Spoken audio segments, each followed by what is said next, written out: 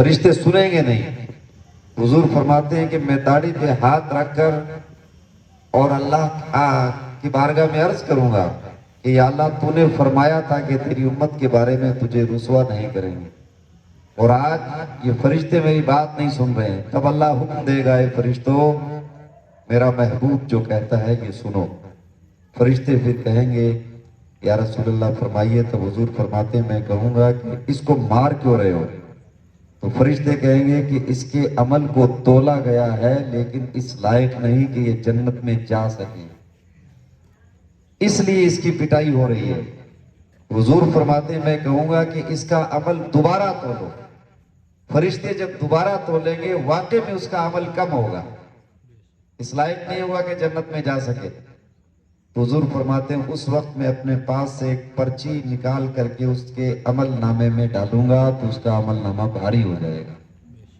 اس انسان کے بارے میں جنت کا فیصلہ ہو جائے گا.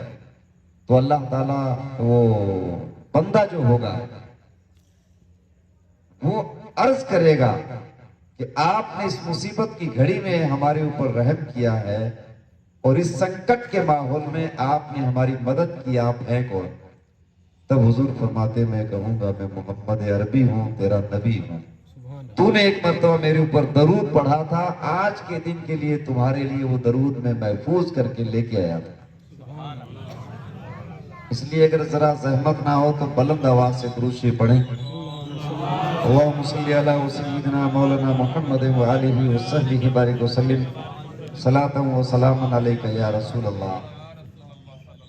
خطبے کے بعد میں نے جس آیت کریمہ کی تلاوت کا شرف حاصل کیا ہے، اللہ رب العالمین ارشاد فرماتا ہے لَقَدْ مَنَّ اللَّهُ عَلَى الْمُؤْمِنِينَ إِذْ بَعَثَ فِيهِمْ رَسُولًا مِّنْ أَنفُسِهِمْ يَتْلُو عَلَيْهِمْ آيَاتِهِ وَيُزَكِّيهِمْ وَيُعَلِّمُهُمُ الْكِتَابَ وَالْحِكْمَةَ وَإِنْ كَانُوا مِنْ قَبْلُ لَفِي ضَلَالٍ مُبِينٍ. تحقیق کہ اللہ رب العالمین نے احسان کیا ہے ایمان والوں پر، یہ احسان ایمان والوں پر ہے. اب جو ایمان والا ہے وہ اس احسان کو مانتا ہے اور اس کو جانتا ہے اور نبی کی عظمت کا دل سے قائل ہے. وہ پھر یہ نہیں کہتا ہے کہ یار نبی سے محبت تو کرنی چاہیے لیکن، جہاں لیکن لگا دیا اگرچہ مگرچہ میں آ گیا تو سمجھ لو کہ معاملہ ہے گڑبڑ، ایمان ہے اس کا بالکل کمزور یا ایک دم ختم. جب نبی کی محبت اور عشق کا معاملہ آئے، حضور کی محبت کا معاملہ آئے تو وہاں پہ لیکن لاکن نہیں لگایا جاتا ہے. جتنی ہوتی ہے نا تو ٹوٹ کے محبت کی جاتی ہے. وہاں پہ پھر اگلے پچھلے ریکارڈ توڑ دیے جاتے ہیں. صحابہ نے ایسا ہی کیا تھا کہ حضور سے محبت کا جب معاملہ آیا تو انہوں نے یہ نہیں پوچھا پلٹ کے کہ یہ کرنا جائز ہے یا نہیں ہے، یہ صحیح ہے یا نہیں ہے. اب کچھ لوگوں کو ہوتی ہے تکلیف، دقت ہو جاتی ہے، بولے کہ یار یہ میلاد النبی جو مناتے ہیں یہ تو شرک ہے. کچھ قوم کو مخصوص انداز کے اندر سکھایا گیا ہے، دو الفاظ کی پٹی پڑھائی گئی ہے، یا تو شرک بولیں گے یا بدعت بولیں گے. بدعت تو بولا ہی نہیں جاتا، بدعت بولتے ہیں. بدعت اور شرک، حالانکہ بیچاروں کو پتہ نہیں ہوتا شرک کسے کہتے ہیں اور بدعت کسے کہتے ہیں.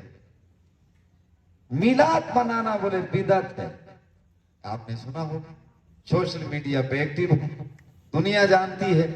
مولوی کھڑا ہوتا ہے اسٹیج پہ اور سوشل میڈیا پہ آتا ہے اس کا کلپ.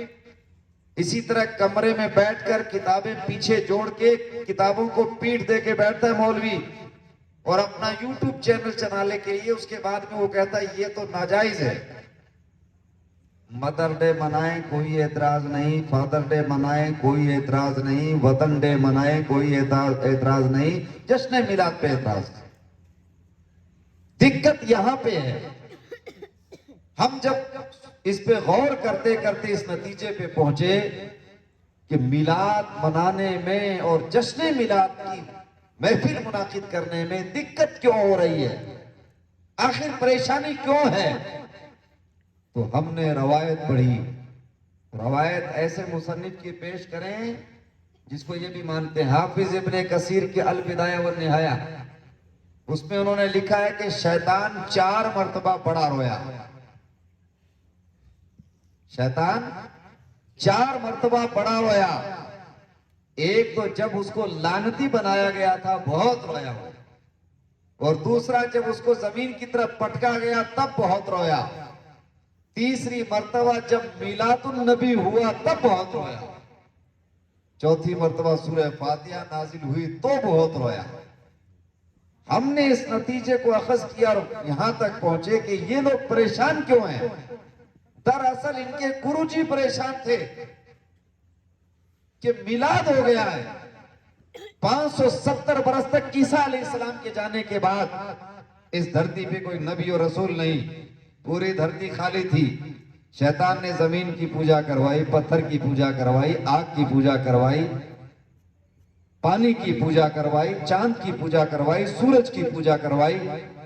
جب ایک ایک چیز کی پوجا کرواتا رہا، انسانیت کو اپنے ہی جال اور پٹے کے اندر وہ پروتا گیا.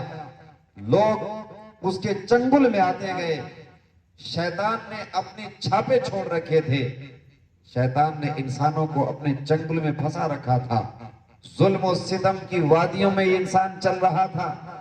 ایسے عالم میں 570 برس تک اس نے جو محنتیں کی تھی، روایتوں میں آتا ہے کہ شیطان رو رہا تھا، اتنا دھاڑے مار مار کے رو رہا تھا. شیطان جب حضور کی ولادت ہوئی، حضور کی پیدائش ہوئی تو شیطان بہت رو رہا تھا. اس کے چیلوں نے پوچھا کہ آج کیا بات ہے، سر میں دھول پڑی ہوئی ہے، بڑے برے حال ہیں، گرو جی کیا معاملہ، رو کیوں رہے ہو؟ اس نے کہا کہ 570 برس میں نے جن کو چور بنایا تھا ان کو آج امانت دار بنانے والا پیدا ہو گیا. جن کو میں نے رہزن بنایا تھا ان کو آج رہبر بنانے والا پیدا ہو گیا. میں نے 570 برسوں کے اندر لوگوں کے اندر برائیاں پھیلائی ہیں، ان برائیوں کو بھلائیوں میں تبدیل کرنے والا پیدا ہو گیا ہے. اس نے کہا کہ میری محنت حقارت ہو جائے گی، میری محنت برباد ہو جائے گی. 570 برس کی طویل عرصے کی میری محنتیں ہیں، آج کے دن میری محنتیں بیکار ہو جائیں گی، اس لیے رو رہا ہوں. وہ روتا رہا. اس کو معلوم تھا کہ آج کے دن جو پیدا ہوا ہے خود نہ تھے جو راہ پہ اوروں کے ہادی بن گئے. کیا نظر تھی جس نے مردوں کو مسیحا کر دیا، ایک ارب نے آدمی کا بول بالا کر دیا، خاک کے ذروں کو حمدوش سریا کر دیا.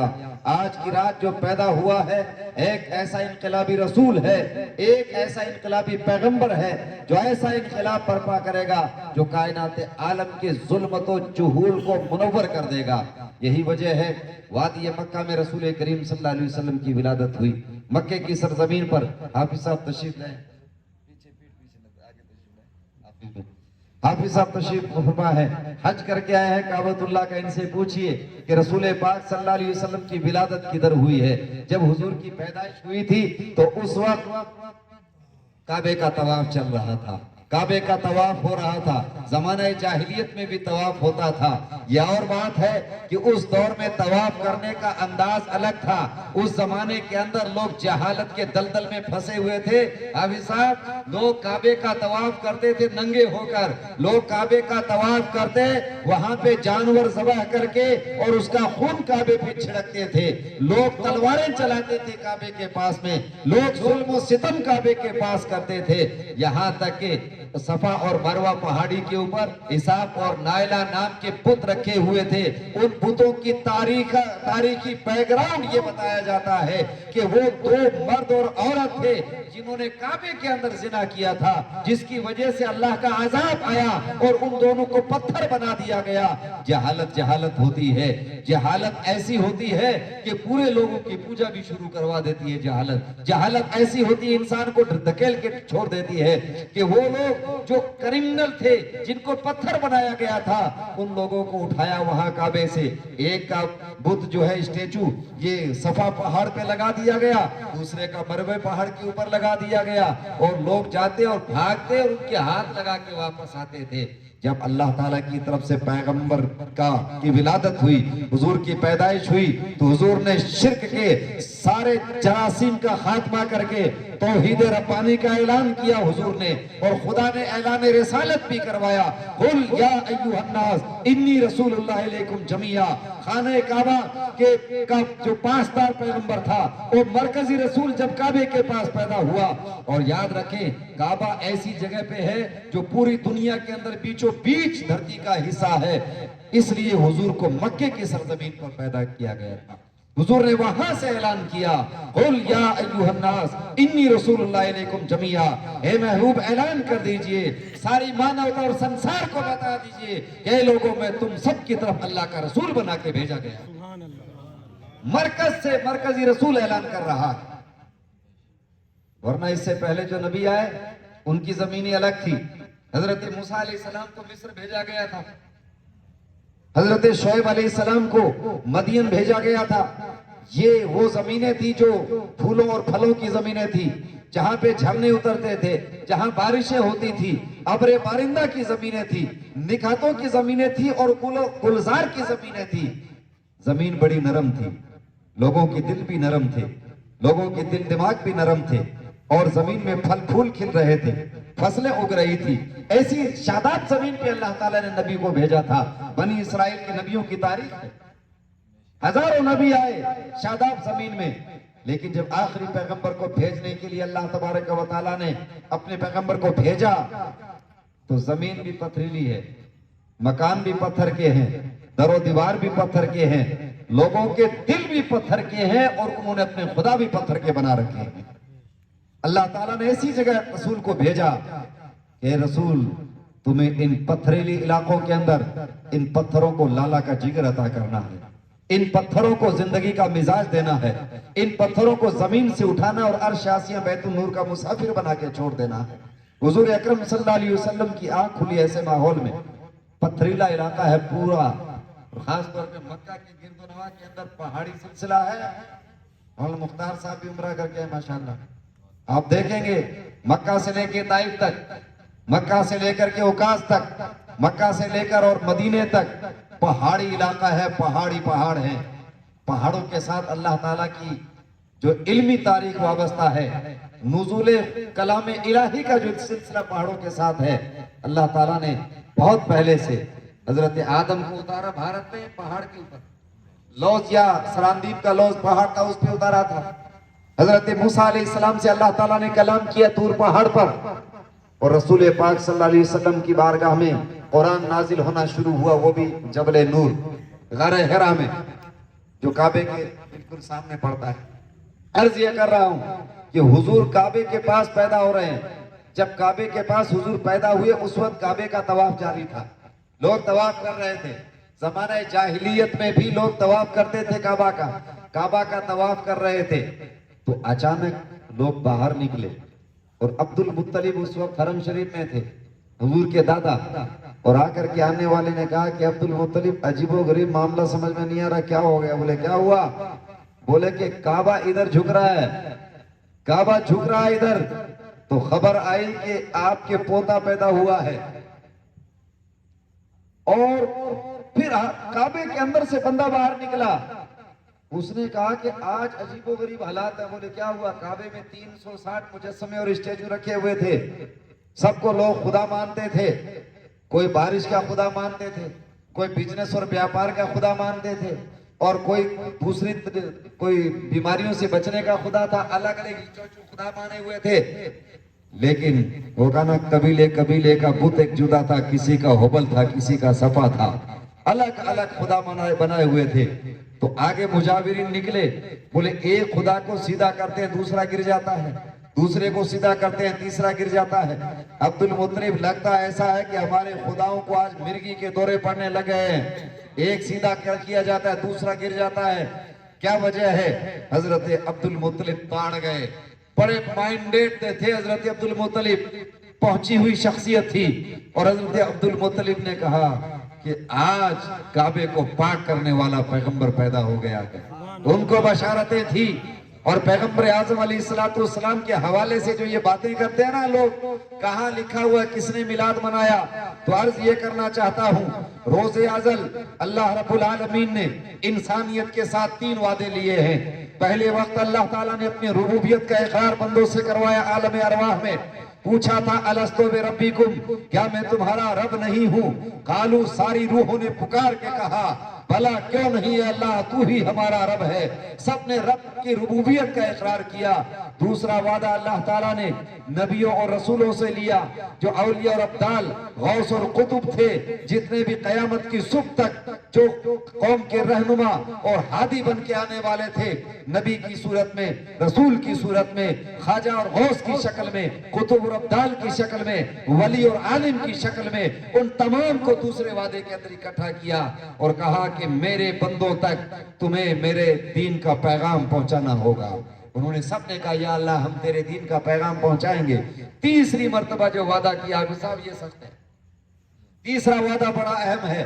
اللہ فرماتا وَإِذَا أَخَذَ اللَّهُ مِيثَاقَ النَّبِيِّينَ، یاد کرو جب اللہ تعالیٰ نے نبیوں سے عہد و پیمان لیا، یہاں پھر خود نبی اور رسول ہے، یہاں کوئی ولی نہیں ہے، یہاں کوئی شہید نہیں ہے، یہاں کوئی غوث نہیں ہے، یہاں کوئی قطب نہیں ہے، یہاں کوئی ابدال نہیں ہے، یہاں اسپیشلسٹ کیٹیگری کے لوگ ہیں، یہاں حضرت آدم سے لے کے عیسیٰ علیہ السلام تک نبی ہیں، رسول ہیں۔ یہ نبیوں رسولوں سے پیغام عہد و پیمان لیا جا رہا ہے۔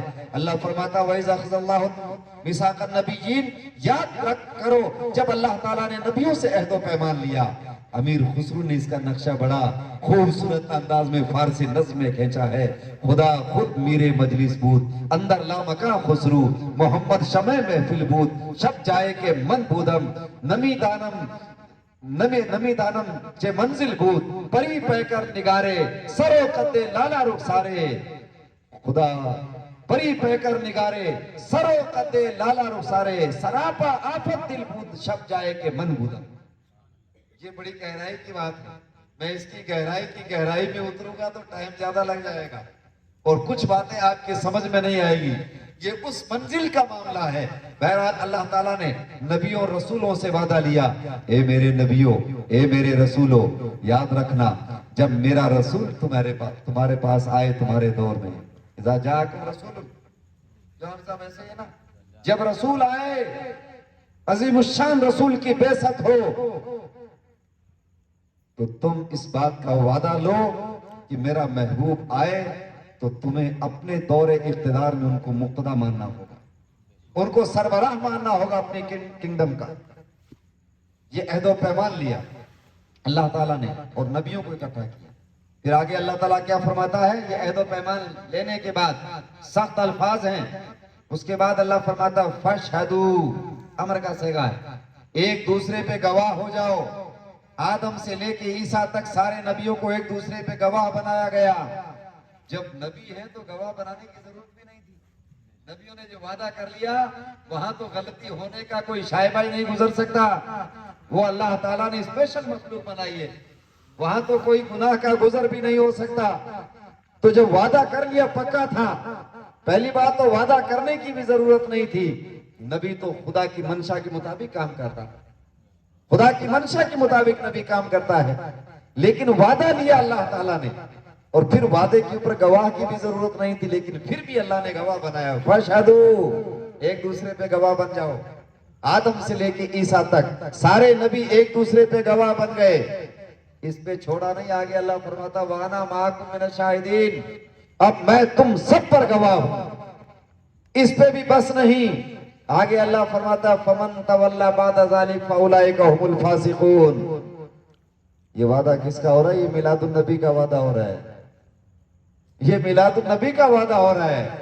اللہ فرماتا ہے جو بھی وعدے سے پھر گیا حد سے گزرنے والوں میں سے ہو جائے گا۔ حالانکہ نبی حد سے گزرتے نہیں ہیں، لیکن اللہ تعالیٰ نے عہد و پیمان کی کسوٹی اتنی سخت رکھی ہے کیونکہ تعلق میلاد سے ہے، مسئلہ میلاد النبی کا تھا، اس کے بعد بھیج دیا گیا۔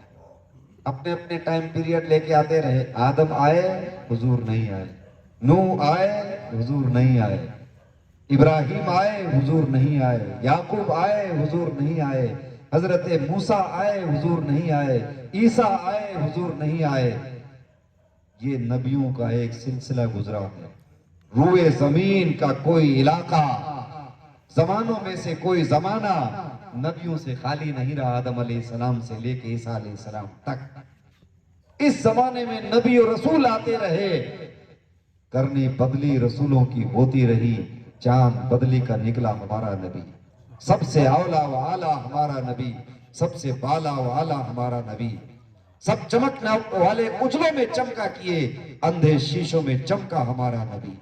اس پیغمبر کی آمد کے لیے اللہ تعالیٰ نے اتنا تمہیدی سسٹم رکھا، نبیوں کو بھیجا. اور پھر ملا جی پوچھتے ہیں، بولے کہ کس کتاب میں لکھا ہے؟ بنایا کسی نے؟ ایک تمہید بناتے ہیں ہم صاحب سوشل میڈیا پہ، ہمارے نوجوان ایکٹیو سوشل میڈیا پہ تمہید بناتے ہیں. حضور کے دور میں 63 مرتبہ میلاد النبی آیا، منایا حضور نے کبھی؟ ثبوت پیش کرو اگر ملایا ہو تو. پوچھتے ہیں یہ. اور ابو بکر کے دور میں آیا، عمر کے دور میں آیا، عثمان کے دور میں، علی کے دور میں. اور 30 سال کی یہ خلافت ہے. 30 سال یہ ہو گئے اور 63 سال وہ ہو گئے. کتنے ہو گئے؟ 93 سال کا پیریڈ پیش کر دیا. اس کے بعد امیر معاویہ کا 20 سال انہوں نے نہیں منایا. کتنے ہو گئے؟ 113 سال. 113 سال کی تاریخ اس طرح پیش کرتے ہیں کہ میلاد النبی کا پروگرام کہیں کسی نے کیا ہی نہیں. بولے یہ تم لوگ کر رہے ہو، یہ کہاں سے آئے؟ اس کو سمجھنا ہے. بولے کسی صحابی نے نہیں بنایا، ابو بکر سے لے کے وحشی بن حرب تک کسی صحابی میں سے ایک صحابی نے جشن میلاد النبی منایا ہو تو بتاؤ. یہ سوال کرتے ہیں. اور پھر اس کے بعد آگے امام اعظم ابو حنیفہ نے نہیں منایا، امام شافعی نے نہیں منایا، امام مالک نے نہیں منایا، امام احمد بن حنبل نے نہیں منایا، داتا علی حجویری نے نہیں منایا، غوث اعظم عبدالقادر جیلانی نے نہیں منایا، اور خواجہ معین الدین حسن سنجری نے نہیں منایا. پورا ایک دم ملان پیش کر کے اس طرح دلیل بنا دی کہ دنیا کے اندر جشن میلاد النبی کا کوئی سسٹم ہی نہیں ہوا. یہ ایک دم سے زمین سے پود نکلی ہے، اس کا کوئی تصور نہیں ہے. یہ ایک باور کروایا جا رہا ہے.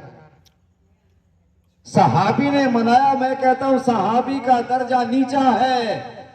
صحابی سے اوپر والی کیٹیگری میں آ کے دیکھو. اور تاریخ یہ کہتی ہے کہ کوئی نبی ایسا نہیں گزرا جس نے میلاد النبی کا جشن نہ منایا ہو. ہر نبی نے اپنی امت کو پیغام دیا ہے کہ ہم جو ہے آنے والے پیغمبر کی بشارت دے رہے ہیں. حضور خود فرماتے ہیں، امام بہقی نے دلائل النبوہ میں لکھا ہے کہ حضور فرماتے ہیں کہ میں ابراہیم علیہ السلام کی دعا ہوں، میں عیسیٰ علیہ السلام کی بشارت ہوں، میں اپنے ماں کے خواب کی تعبیر ہوں جو میری پیدائش کے موقع پر میری ماں نے سپنا دیکھا. ہر نبی جشن میلاد کا پیغام دیتا رہا. میلاد النبی کی خوشخبری ہر نبی نے سنائی ہے. اور عیسیٰ علیہ السلام ان نبیوں میں آخر کے اندر تھے. عیسیٰ علیہ السلام نے تو ریکارڈ قائم کر دیا. عیسیٰ علیہ السلام اپنے حواریین کے بیچ تقریر کر رہے ہیں اور کہہ رہے لوگوں میں جا رہا ہوں، جب تک میں جاؤں گا نہیں آنے والا آئے گا نہیں، میں جا کے بھیجوں گا ان کو. عیسیٰ علیہ السلام کا قول ہے اور مورخین نے لکھا ہے. عیسیٰ علیہ السلام نے فرمایا جب تک میں جاؤں گا نہیں آئے گا نہیں. نشانی بتا کے کہ عیسیٰ علیہ السلام فارقلیت آئے گا. فارقلیت حضور کا ان کی زبان کے اندر لفظ ہوتا ہے. فارقلیت آئے گا جو فاران کی چوٹی پہ ظاہر ہوگا، 10,000 کی فوج لے کر خانہ کعبہ کو آزاد کرے گا. مجھے بتائیں کہ حرمین کے اندر فاران کی چوٹی پہ ظاہر ہونے والا رسول حضور کے علاوہ کون ہے؟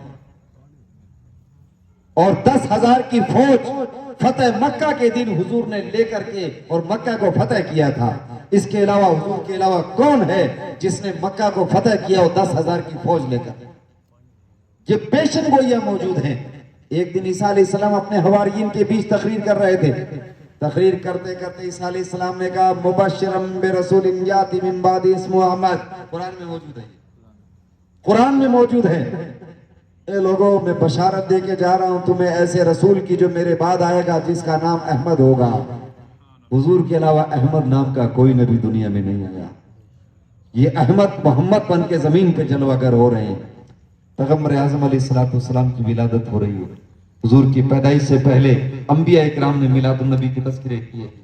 और जब कोई इंसान पैदा नहीं हुआ था, आलम अरवाह में अल्लाह ताला ने मिलादुन नबी का जिक्र नबियों के सामने किया। तो मिलादुन नबी का जिक्र करना ये अल्लाह की सुन्नत है, नबियों की सुन्नत है। और ये जो कहते हैं ना कि किसी सहाबी ने, नबी ने मनाया क्या, एक मुनाज़रे के अंदर हमारी बहस हो रही थी, उसमें एक मौलवी साहब ने कहा जब अहले सुन्नत के दलाइल हम साहब ने कायम कर दिए, उनके ऊपर मुकम्मल जब दलाइल कायम हो गए, तो एक लास्ट में वो जिस तरह कहते हैं ना कि अपनी छवि रखने के लिए एक मौलवी आया, वो कहने लगा कि आप ये बताएं, सारी बातें हम आपकी मानने के लिए तैयार हैं, आप ये बताएं हुजूर ने कभी मिलाद मनाया अपना क्या? मैंने कहा हाँ बिल्कुल मनाया। अब उसका भी जवाब जो कहते हैं ना कि 63 मरतबा हुजूर के जमाने में आया, हुजूर ने एक मरतबा भी नहीं मनाया। तो सुने, हुजूर ने 63 मरतबा से 63 मरतबा में एक मरतबा की बात करते हैं। मैं कहता हूं कि हुजूर महीने में 4 मरतबा मनाते थे। हुजूर महीने में 4 मरतबा, हर सोमवार को हुजूर रोजा रखते थे। सहाबा ने पूछा कि या रसूलल्लाह आप हर सोमवार को रोजा क्यों रखते हैं? हुजूर ने फरमाया वुलिदतु फीही, कि सोमवार के दिन मेरा मिलाद हुआ था, ये यौम मिलाद है मेरा, इसलिए मैं रोजा रखता हूं। मौलवी ने कहा ये हदीस दिखा दो, हम आपकी सारी बातें मानने के लिए तैयार हैं। जामे तिरमिजी से मैंने हदीस पेश कर दी, मुस्लिम शरीफ के अंदर भी हदीस मौजूद है कि हुजूर से पूछा कि हुजूर आप सोमवार को रोजा क्यों रखते हैं? कहा कि इसलिए रखता हूं कि सोमवार के दिन मेरा मिलाद हुआ था। तो मिलादुन नबी सोमवार का दिन था कि हुजूर ने मनाया। तो साल में कितनी मरतबा आ गए सोमवार? 12 चौक, महीने में 4 मरतबा, साल में 48 मरतबा। 48 मरतबा हुजूर मनाते हैं साल में। और मौलवी साहब पूछ रहे हैं कि जिंदगी में 63 साल में एक मरतबा मनाया क्या? एक मरतबा नहीं, साल में 48 मरतबा हुजूर ने मनाया।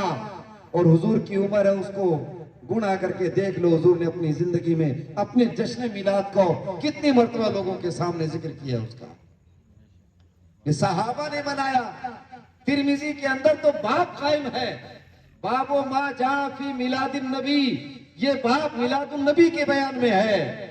तिरमिजी के अंदर है, जो स्याहे सित्ता की रट लगाते हैं लोग कि स्याहे सित्ता में दिखाओ, ये स्याहे सित्ता की तीसरी किताब है जामे तिरमिजी, तिरमिजी के अंदर मौजूद है। मिलादुन नबी का बाब कायम है, चैप्टर कायम है, पढ़ के देखो। उसमें जिक्र हुआ, सहाबी से पूछा गया कि आप बड़े हैं या हुजूर बड़े हैं? मोहब्बत देखिए आप, पैमाना देखिए कि आप बड़े हैं या हुजूर बड़े हैं।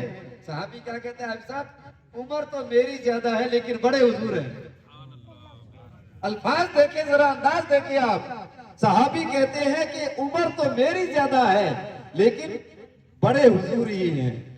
और आज के मौलवी साहब कहते हैं कि हम बड़े हो सकते हैं। मौलवी ने किताब लिखी है, मेरे पास प्रूफ मौजूद है।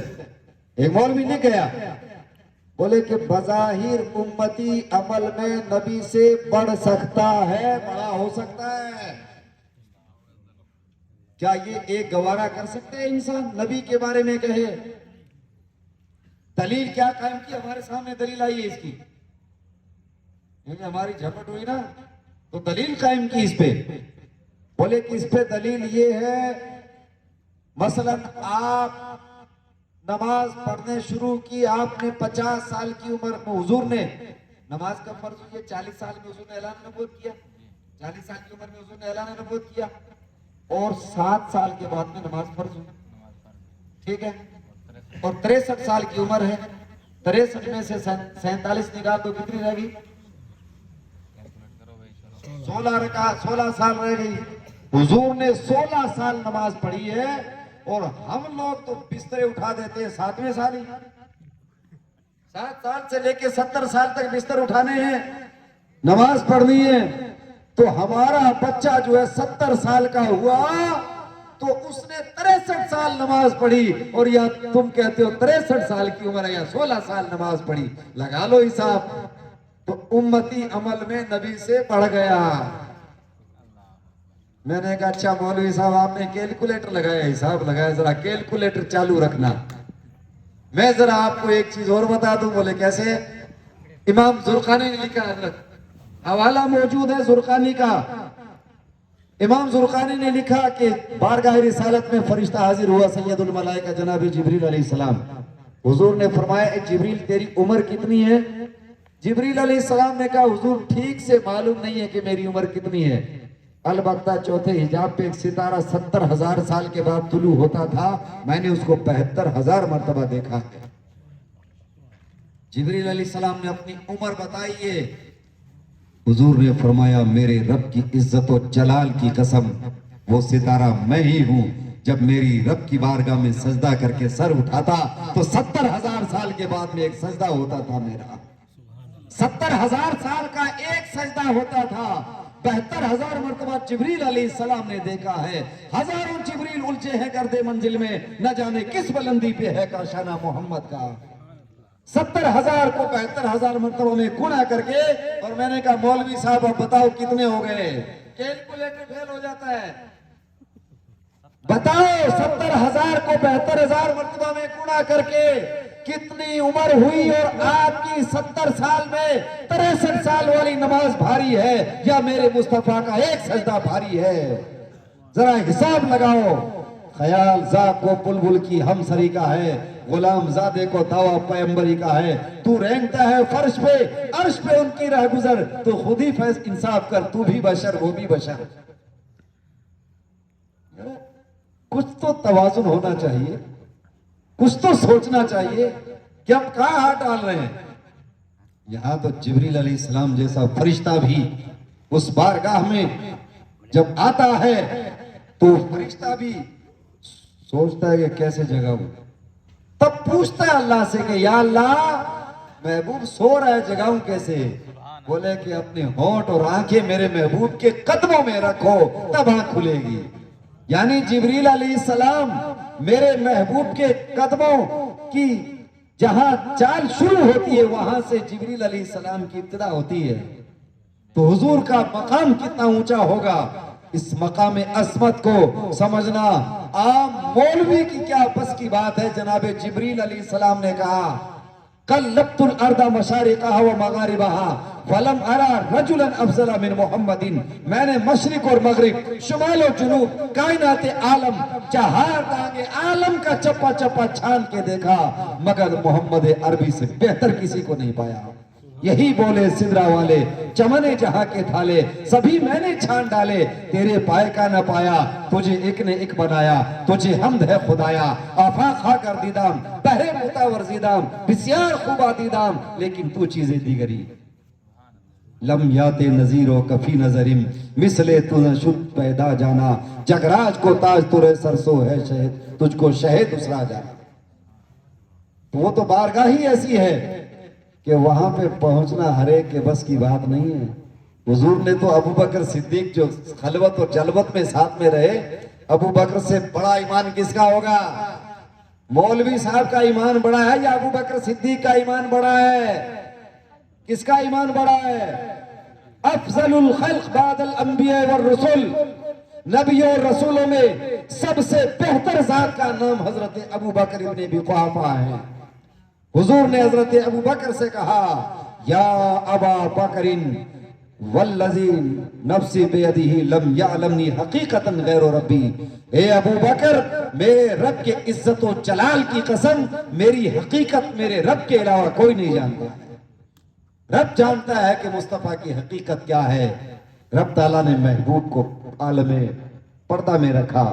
اس لیے صوفیہ اکرام فرماتے ہیں کہ رسول کریم صلی اللہ علیہ وسلم کے اوپر 70,000 پردے تھے. یہ جو صحابہ نے دیکھا 70,000 پردوں کے اندر دیکھا تھا. اگر حضور کا حقیقی حسن بے نقاب ہو جاتا, یہ سورج بے نور ہو جاتا, ستارے چھڑ جاتے اور چاند بے نور ہو جاتا. یہ مصطفیٰ کا نور حجاب میں ہے جس کو کائنات نے دیکھا ہے.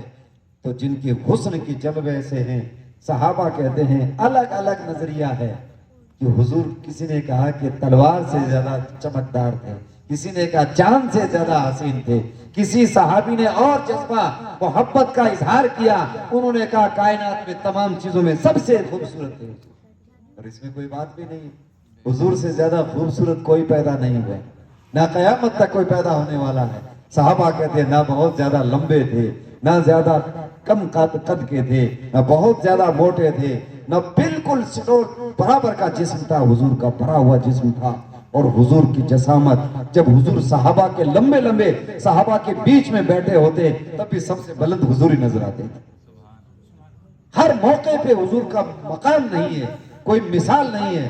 ارے حضور جب چلتے تھے، آج یہ مولوی صاحب کہتے ہیں بس ہمارے ہی جیسے تھے، بولے کیا؟ بولے قرآن میں تو آیا ہے، کیا ہے قرآن میں؟ قُلْ إِنَّمَا أَنَا بَشَرٌ مِثْلُكُمْ، اے نبی کہہ دو کہ میں تمہارے جیسا ہوں۔ تو یہ تو کہلایا نا، حضور نے کہا تو نہیں ہے نا میں تمہارے جیسا ہوں۔ جب اللہ تعالیٰ نے کہلوایا تو نبی نے کہا کہ اے لوگوں تم کہہ دو کہ میں تمہارے جیسا ہوں۔ بشر کہا ہے، انسان نہیں کہا۔ انما انا بشر مثلکم، میں تمہارے جیسا بشر ہوں، یہ نہیں کہا میں تمہارے جیسا انسان ہوں، یا یہ نہیں کہا انما انا رجل مثلکم، تمہارے جیسا مرد ہوں۔ بشر کہا ہے، بشر کہتے ہیں ذو بشرا کو، ظاہری شکل و صورت والا۔ حضور فرماتے ہیں ظاہری شکل و صورت میں تو میں تمہارے جیسا ہوں۔ آگے قرآن نے کہا یوحا الیہ، میری طرف وحی آتی ہے۔ اگر تم حضور جیسے ہو، وحی کی ایک آیت پڑھ کے سنا تھا، ایک وحی کی آیت اگر نازل ہوئی تو بتائے کوئی؟ وحی حضور پہ نازل ہوتی ہے، حضور کے علاوہ کسی پہ بعد میں وحی نازل پانا بند ہو گئی ہے۔ یہ نبیوں پہ وحی نازل ہوتی ہے، نبی کے علاوہ کسی پر رسول پہ، رسول اور نبی کے علاوہ وحی نازل نہیں ہوتی ہے۔ مولوی صاحب سے کہیں کہ اگر آپ نبی جیسے ہیں تو آپ بتائیے جبریل علیہ السلام آپ کے پاس کتنی مرتبہ آئے؟ یہاں تو حال یہ ہے، سابقہ نبیوں کی تاریخ الگ گزری ہے۔ کسی کے پاس جبریل علیہ السلام 2 مرتبہ آئے، کسی کے پاس 5 مرتبہ آئے، کسی کے پاس 12 مرتبہ آئے، کسی کے پاس 50 مرتبہ آئے۔ حضور فرماتے ہیں کہ جبریل علیہ السلام میرے پاس 24,000 مرتبہ آئے۔ جبریل علیہ السلام 24,000 مرتبہ آئے، اور ہر بار جبریل علیہ السلام کے آنے کا انداز نرالا تھا۔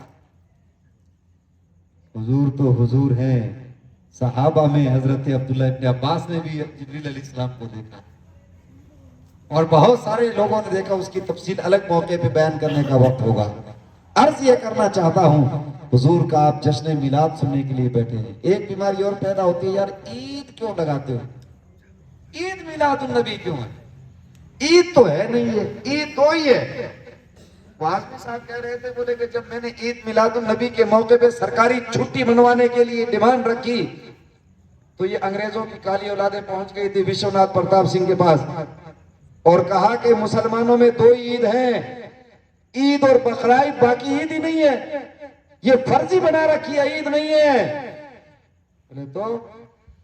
بولے عید 2 ہی ہے، عید اور بقرعید، بس 2 کی چھٹی ہو، اس کی چھٹی نہیں ہونی چاہیے۔ ہاں بالکل، انہوں نے بائی نیم کا بتایا تھا، اور کان میں نہیں میدان میں بتایا تھا۔ تو گیا کون تھا؟ دارالندوہ کے ابو الحسن علی ندوی، اور دوسری بھیڑیں اور تھی ان کے ساتھ میں، بولے کہ بس چھٹی 2 ہی، عید اور بقرعید کی، یہ عید میلاد النبی ہے ہی نہیں، فرضی ہے۔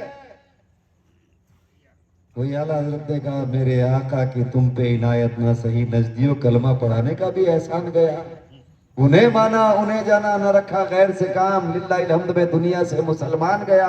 آج لے ان کی پناہ، آج مدد مانگ ان سے، پھر نہ مانیں گے قیامت میں اگر مان گیا۔ قیامت میں تو ملا جی بھی کہیں گے کہ ہاں بات تو ٹھیک ہے، لیکن وہاں کچھ نہیں چلے گا، وہاں ملا گیری ختم ہو جائے گی، وہاں تو ملا کی نہیں چلے گی، وہاں رسول اللہ کی چلے گی۔ اس کے بعد جب پرمیشن ملے گی تب علماء کا نمبر آئے گا، پھر شہداء کا نمبر آئے گا۔ عید میلاد النبی کیوں؟ بڑی دقت ہوتی ہے بھائی، اصل دقت وہی ہے، ابلیس رویا تھا تو ابلیس کا رونا ان سے دیکھا نہیں جاتا ہے، اس لیے عید میلاد النبی نہیں ہونی چاہیے۔ بولے عید 2 ہی ہے، کیوں بھائی؟ بولے کہ عید کے دن مولوی صاحب آپ سمجھو، ہمیں سمجھا رہے ہو کہ آپ سمجھو کہ عید کے دن روزہ رکھنا جائز نہیں ہے. حضرت عید کے دن روزہ رکھنا جائز نہیں ہے. تو سوموار کو حضور روزہ رکھتے تھے میلاد کے دن، تو یہ عید کیسی ہوئی؟ اگر روزہ ہے تو عید نہیں، عید ہے تو روزہ نہیں. اتنے میں قوم واہ واہ واہ واہ واہ واہ، مولانا صاحب نے بہت اچھا نقطہ پیش کیا ہے، لوگ خوش ہو جاتے ہیں. بولے عید بس دو ہی ہے، اس میں روزہ نہیں ہے. جہاں عید ہوتی ہے وہاں روزہ نہیں ہوتا. اب آپ حدیث پڑھتے ہیں، بے عشق جو پڑھاتے ہیں بخاری، آتا ہے بخار، ان کو بخاری نہیں آتی. کتابیں پڑھتے ہیں لیکن دینداری نہیں آتی. عجیب المیہ ہے. حدیث پاک میں ہے، صحیح حدیث ہے اور متعدد کتابوں میں موجود ہے. حضور نے فرمایا ھذا یوم جعلہ اللہ عیدا للمسلمین. جمعے کے لیے حضور نے فرمایا یہ وہ دن ہے جس دن کو اللہ تعالیٰ نے مسلمانوں کے لیے عید کا دن بنایا ہے. جمعے کو عید بنایا ہے. بتاؤ جمعے کے دن روزہ رکھنا ناجائز ہے؟ رمضان کے مہینے میں 4 مرتبہ جمعہ آتا ہے اور فرض ہے روزہ رکھنا. رمضان کے مہینے کا جمعے میں آئے تب بھی، جمعرات میں آئے تب بھی. ان مولویوں سے کہیے کہ جمعے کے دن روزہ رکھنا بند کریں، کیونکہ جمعے کا دن عید ہے حدیث پاک میں، اور تمہارے بقول عید کے دن روزہ نہیں ہوتا ہے. ایک دن اور آیا، ایک یہودی آیا حضرت عبداللہ ابن عباس کے پاس یا حضرت عمر کے پاس، دونوں روایتیں موجود ہیں.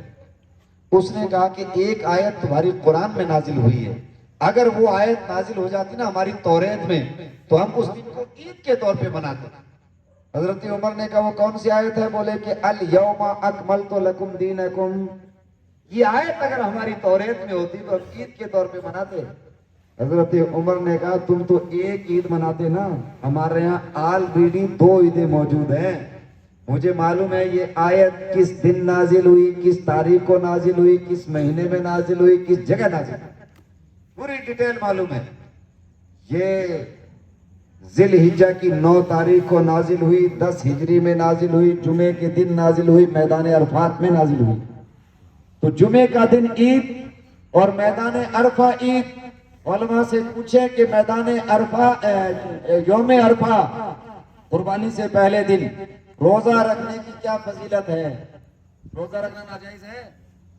حضرت عمر نے کہا یہ بھی ہمارے لیے عید کا دن ہے عرفہ، اور جمعہ بھی عید. جمعہ سال میں 48 مرتبہ، ایک ہو گیا یوم عرفہ. کتنا ہو گیا؟ 49. اور جب مدینے سے، مکہ سے حضور مدینہ تشریف لے گئے تو مدینہ جب گئے تو یہودیوں کو دیکھا کہ وہ روزہ رکھتے ہیں. حضور نے پوچھا یہ یہودی عاشورہ کا روزہ کیوں رکھتے ہیں، 10ویں محرم کا؟ تو کہا کہ حضور 10ویں محرم کو اللہ تعالیٰ نے فرعون کو ڈبویا تھا دریائے نیل میں، اور موسیٰ علیہ السلام کو اللہ نے فتح عطا فرمائی تھی. یہ موسیٰ علیہ السلام کا یوم فتح ہے، یہ فتح کا دن مناتے ہیں موسیٰ علیہ السلام کا. حضور نے فرمایا موسیٰ علیہ السلام کا دن منانے میں ہم تم سے بڑھ کر حقدار ہیں، ہم تم سے زیادہ حقدار ہیں، لہذا ہم بھی منائیں گے. حضور نے روزہ رکھنا شروع کر دیا، اور اس دن یہودی عورتیں زیورات پہن کے نکلتی، اچھے کپڑے پہنتی، اور اس دن کو حدیث میں آیا عید کے طور پہ مدینے میں منایا جاتا. یوم عرفہ عید کتنے ہو گئے؟ 50. 48 عرفہ 49، یوم عاشورہ 50، اور 2 مولوی صاحب والے مانتے ہی ہیں عید اور بقرعید. کتنے ہو گئے؟ 52 عیدیں موجود ہیں سال کے اندر. جب ان 52 عیدوں میں کینسر نہیں ہوتا ہے کسی کو تو میلاد النبی کو عید منانے میں دقت کیوں؟ اس پہ غور کرنا ہے. 52 عیدیں جب موجود ہیں تو 53ویں عید میں دقت کیا ہے؟ علامہ اسماعیل حقی نے تفسیر روح البیان میں لکھا ہے کہ جس دن وہ آیت نازل ہوئی الیوم اکملت لکم دینکم، اس دن 5 ملتوں کی 5 عیدیں جمع تھی. 25 دسمبر بھی تھا اس دن. आप लोग जानते हैं 25 दिसंबर को क्या होता है? 25 दिसंबर वालों की भी ईद थी, 5 मजूसियों की भी ईद थी, 5 मिल्लतों की ईद जमा थी जिस दिन ये आयत कुरान की नाजिल हुई। तो कौन कौन सी ईदें खारिज करेंगे? बोले कि हम तो हदीस मानते हैं, किताबो सुन्नत मानते हैं। ये हाफिज कुस्तलानी है, मवाहिबुल लदुन्निया पूरी दुनिया के अंदर सीरत की किताब पढ़ाई जाती है। इनसे पूछें कि मवाहिबुल लदुन्निया के अंदर है कि नहीं। ला ज़ाला अहलुल इस्लाम यहतफिलूना बे शहर मौलदी अलैहिस्सलाम, कि अहले इस्लाम लगातार, मुसलमान कौम लगातार ये रबीउल अव्वल के महीने में ईद के तौर पे मनाते रहे हैं, ईद के तौर पर रबीउल अव्वल के महीने में और इस रातों को मनाते रहे हैं। हाफिज कुस्तलानी ने दुआ की कि अल्लाह ताला रहम करे उस इंसान के ऊपर जो इंसान मिलादुन नबी की रात को ईद के तौर पे मनाए। मवाहिबुल दुनिया मौजूद है। बोले ईद का लफ्ज कहां लिखा हुआ है? ये देखो मवाहिबुल दुनिया में लिखा हुआ है। फिर ये झंडे वाली बीमारी पैदा हो जाती है, यार ये सवाल करने के होते हैं। बोले यार झंडा लगाते हैं, ये ठीक नहीं है, झंडा ठीक नहीं है। बोले ये मत लगाया करो, ये झंडा जो है ना ये दूसरे लोग लगाते हैं। अच्छा, इसका भी कुछ ना कुछ करना पड़ेगा। आप गौर करें, हुजूर ने इरशाद फरमाया कयामत के दिन लिवाउल हम्द मेरे हाथ में होगा, हम्द का झंडा मेरे हाथ में होगा। लिवाउल हम्द पढ़ते हैं ना सब, सभी जानते हैं लिवाउल हम्द क्या है। हुजूर फरमाते हैं मेरे हाथ में होगा। तो ये झंडे से एलर्जी करने वाले सब छट जाएंगे वहां पे। ये देखो झंडा खड़ा है यहाँ। हुजूर फरमाते हैं आदम से लेकर मुझ तक सारे मेरे झंडे के नीचे होंगे। ला फख्रा, इसमें कोई फख्र की बात नहीं है। हुजूर फरमाते हैं कब्र सबसे पहले मेरी खोली जाएगी। ला फख्रा, इसमें कोई फख्र की बात नहीं है। पैगंबर फरमाते हैं कि सबसे पहले रब की बारगाह में मैदान महशर में सजदा मैं करूंगा। ला फख्रा, इसमें कोई फख्र की बात नहीं है। कयामत के दिन जन्नत का हल्का पकड़ के मैं रब की बारगाह में खटखटाऊंगा। ला फख्रा, इसमें कोई फख्र की बात नहीं है। लिवाउल हम्द का झंडा मेरे हाथ में होगा, इसमें कोई फख्र की बात नहीं है। हुजूर की माँ आमिना फरमाती हैं कि जब मेरा बेटा मोहम्मद पैदा हुए तो उस वक्त मैंने देखा कि 3 झंडे लहरा रहे हैं, एक मशरिक में, एक मगरिब में और एक काबे की छत पे।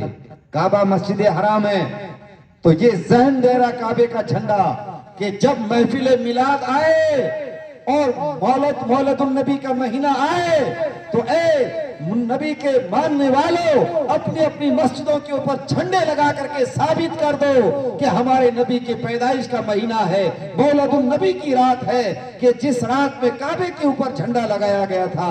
हम काबे तो नहीं जा सकते, लेकिन काबे की सुन्नत हमारे पास मस्जिद मोहल्ले की जरूरत है, इसके ऊपर हम जरूर झंडा गाड़ के सुन्नत पे हम अमल करेंगे। तो फरिश्ते दरूदो सलाम पढ़ रहे थे। जब आमिना ने देखा कि कतार लगी हुई है और एक मखलूक है, नगमा संजी हो रही है, दरूदो सलाम की सौगात पेश की जा रही है। अगर मिलादुन नबी की महफिल है, रसूल पाक पे दरूदो सलाम पढ़ते रहे तो इसमें मुज़ायका क्या है? तो जरूरत इस बात की है कि रसूल पाक सल्लल्लाहु अलैहि वसल्लम के हम सीरत के एक एक गोशे को ज़हन व फिक्र में रखें। ये जितना भी हम प्रोग्राम्स करते हैं, ये सारे के सारे प्रोग्राम अहले सुन्नत की किताबों से साबित हैं, जो सदियों से, हजारों साल से किताबें चलती आ रही हैं। आज का नया काम नहीं है।